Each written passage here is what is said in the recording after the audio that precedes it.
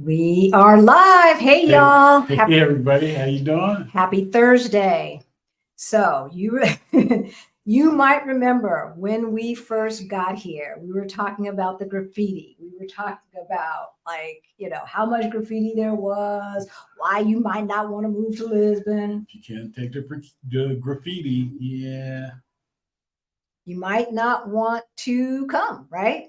But one thing that I had to realize is that here in Southern Europe, graffiti does not necessarily mean bad neighborhood. Yeah, it doesn't always equate to gangs and craziness and stuff like that. And things like that. Exactly. So we had to learn, Yeah. right? We had to learn that kind of to ignore the graffiti. But the thing about it is there is beautiful urban art, street art, murals, public art here in Portugal, and especially in the Lisbon region. And we've been shooting some. We've been getting some good pictures of art throughout the areas and throughout Portugal. Yeah. And we started when we moved here last June, or when we came the first time last June, right, for our scouting trip. So you're going to see some of our favorite urban art and share with you a little bit of what's going on here in Lisbon, the art scene and all of that kind of stuff. And there's a whole lot. So yes. we couldn't put all of it into one video or one short time because it would probably take all night. Yeah, there's a lot. There's a lot. So, hey, y'all in the chat, we love you. And we're going to go ahead and get started. But first, you're about to say, let's introduce ourselves. My name is Halisi. And I'm Rick. Welcome to Our Black Utopia. Yes. Rick and I live in Lisbon, Portugal, and our channel is about money, travel, and retiring abroad as we build generational wealth. Yes, yes. Yes. If you are new to our channel, then you might not know about 7 years ago, Rick and I got a wake-up call, right? We went from, we were getting close to retirement, looked at our money. It looked crazy. It looked crazy. But about 3.5 years ago, we got our financial act together and we went from negative 22,000 to over 1 million in net worth. Yes. And we retired in Lisbon, Portugal. Yay. And so now we are going to share some of our favorite street art and give you a little bit of information about the art scene here, or the urban art scene here in Portugal. So, from a political standpoint, urban art has always been a part of the political scene and the cultural scene. So the context here, y'all know that, prior to 1974, Portugal was a dictatorship under Salazar's regime, right? And that lasted from 1933 to 1974. Yeah.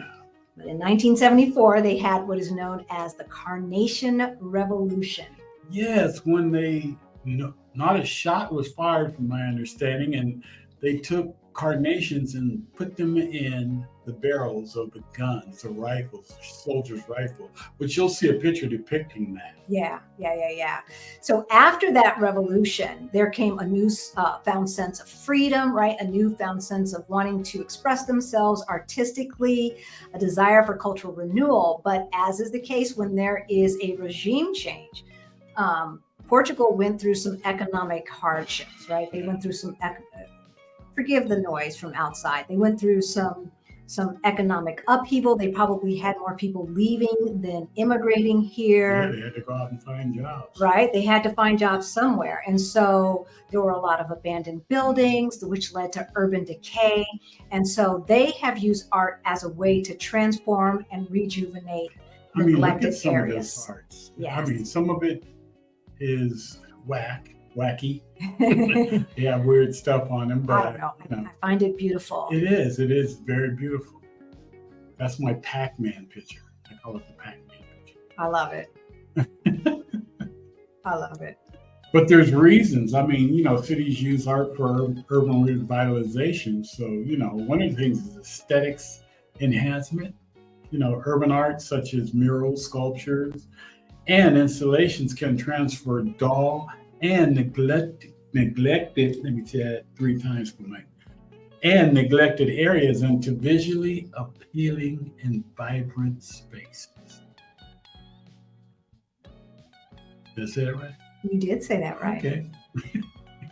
Art has been incorporated in the metro stations here in Lisbon since the metro started back in the 1950s, right?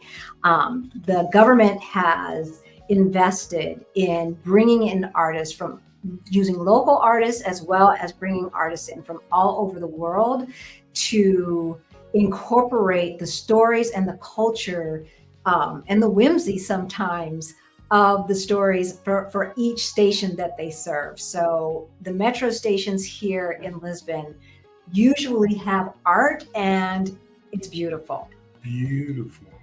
You know, tourism and cultural attractions. Urban art can be a unique attraction, drawing in tourists and visitors who are interested in experiencing the city's cultural and artistic offerings.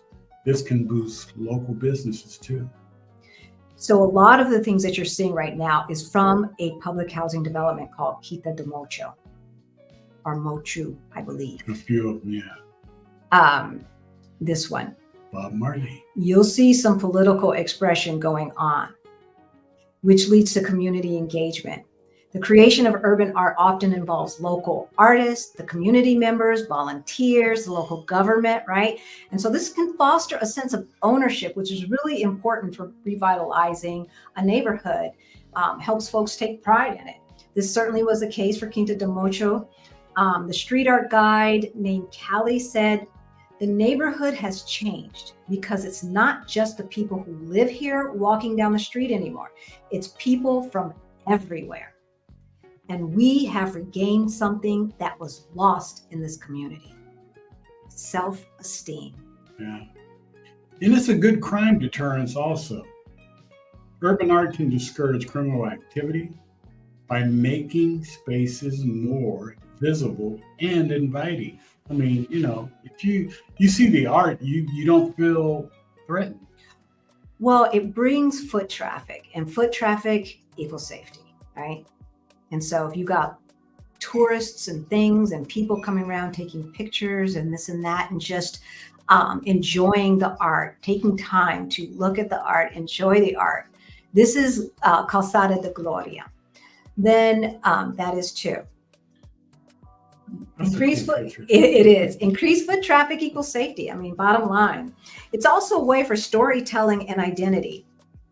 Urban art can tell the stories of a city's history, culture, and identity, can celebrate local heroes, highlight significant events, right? Like the Carnation Revolution. It can also display the political aspirations and feelings of a community. So that same guide, Callie, said to the nomadic vegan, this artwork shows our story. Until a few years ago, people from this neighborhood couldn't even get jobs if employers found out where we lived. So we used fake addresses. Then at the end of the day, we'd come home, take off our masks, and become people from Quinta de Mocho again. Hence the mural that you will see with the Black girl taking off the white mask. Yeah, that was trippy. Yeah. Yeah. Public spaces activation. Urban art can activate underutilized public spaces, making them more lively and engaging. Plazas, alleys, and vacant lots can be transformed into gathering places, encouraging social interaction and community events. Street parties, y'all.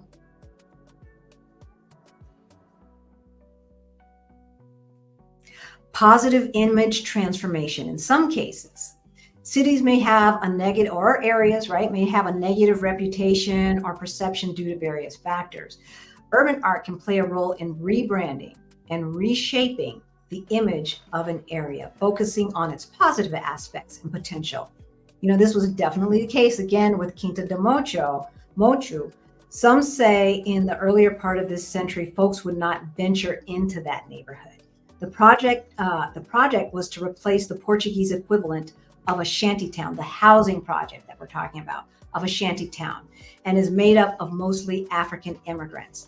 So even though the housing was a huge improvement over the shantytown, as is always the case, they were cut off from public transportation and other amenities, which also means they were cut off from jobs. But in 2014, the Lores government, because Quinta do Mocho really isn't technically in the city of Lisbon, but is in the region, decided to help revitalize the public housing complex by bringing in local artists to beautify the area. A street art festival was created and has been happening almost every year since, creating the largest open air gallery in all of Europe, y'all, in all of Europe. So it boasts over there it is. There's the one of her taking off the mask in Quinta do Mocho. That area boasts over 100 murals on the sides of those walls. Even the president of Portugal visited. That's good. They need to visit more often. Yeah. We ain't gonna get into that, but yeah. Economic development, revitalization efforts that include urban art can attract new businesses, entrepreneurs, and investors. A thriving artist cultural scene can contribute to economic growth and job creation. Think tour guides and other ancillary businesses. This one is one of my favorite because it incorporates two separate buildings. Look at how beautiful. Yeah.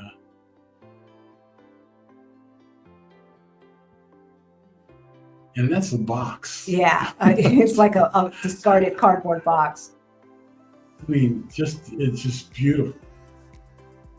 I wonder what it takes to paint on such a large scale and not lose focus of what you're trying to do. I don't know. I guess they would project it onto the side of the building, and then I have no idea. I have that artist eye. Right. I mean, even Eminem made it. Yeah, Eminem made it onto the scene. I like this picture. Yeah.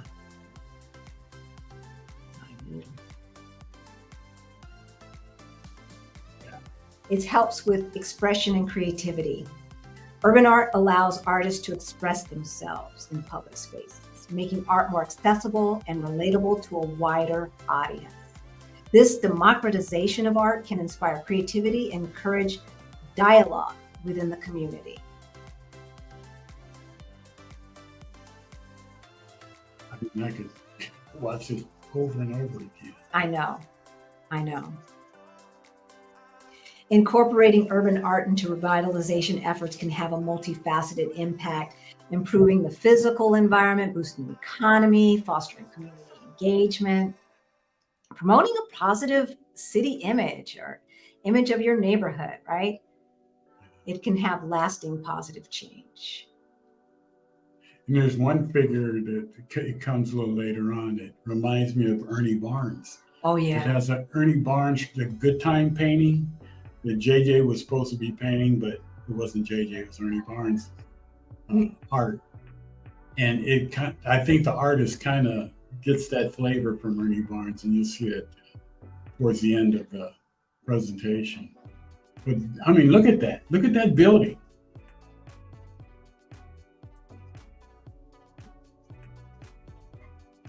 It was fun to shoot. Yeah, it really was. I mean, we have been gathering this video and these pictures for over a year.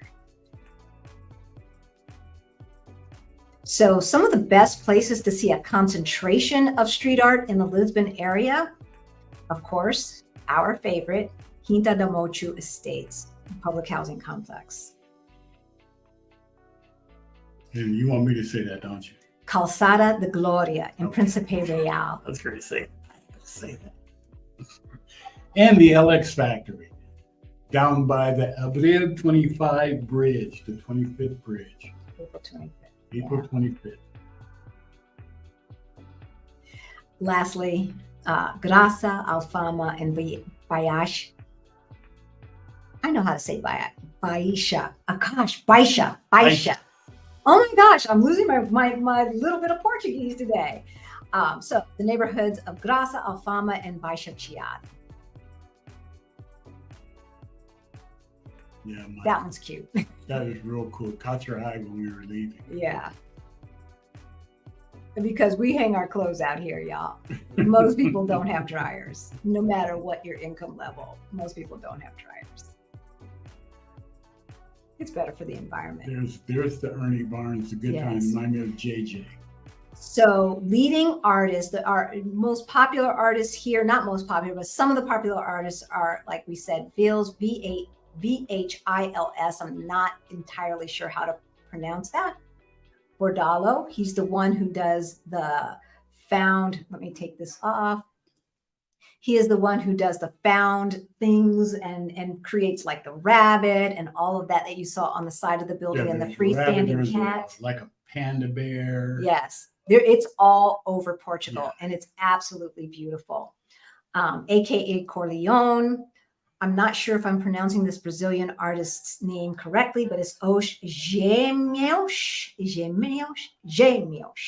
And lastly, but not least, Shepard Fairey, who did the one with the carnation and also did the Obama Hope. And didn't you say he did the lady that was in the? That was Vils. The groundwork. That was Vils. Okay. So yeah, so he did the one that was of the singer there. So we wanted to share with you some of our favorite sites here in Lisbon, Portugal. If this inspired you, good. Come on to Portugal, right? Come see it for yourself. That's right. That's right. So if you don't know, on November 3rd, 4th, and 5th, we are co-hosting with Krishan of Blacksit Global, our Move to Portugal Virtual Summit. Mm-hmm. Yes, we are making a major announcement on Sunday. So if you want to be the first, because the VIP passes are limited, if you want to be one of the first to get notified, there is a waiting list down in the description below for the Move to Portugal Virtual Summit. You can support this channel. You could buy us a coffee, right? Oh, yeah. We have Beyond the Bling for financial independence, as well as you can book a call with us if you have any more questions about Portugal, about getting financially independent, or anything in between. And with that, we will see you on Sunday. See you on Sunday, y'all. Love you. Bye.